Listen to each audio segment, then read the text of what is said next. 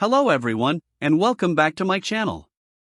Have you ever wanted to translate Amharic text into English, vice versa, or any language, with just a few clicks?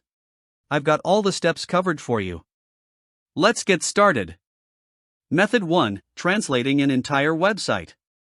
If you'd like to translate a whole website, here's a simple way to do it. Open your preferred web browser, like Google Chrome. Head to the website you wish to translate. In the top right corner, click on the 3 vertical dots. In the drop-down menu, select the Translate option. Now, a small dialog box will appear.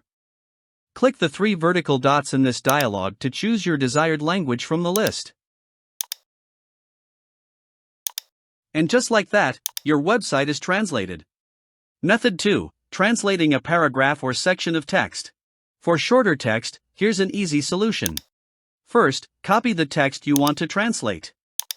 Open your web browser on either your mobile or desktop and go to translate.google.com. The link is also in the description.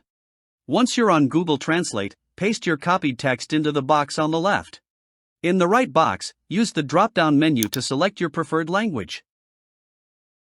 Your text will be instantly translated, and you can simply copy the translated text for your use.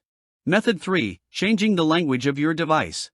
If you'd like to change the language of your entire device to English or any other language, open Settings on your device. It's usually represented by a gear icon. Scroll down to find System or Time and Language, and select Language and Region. Tap Add a Language and select English, or your language of choice, from the list.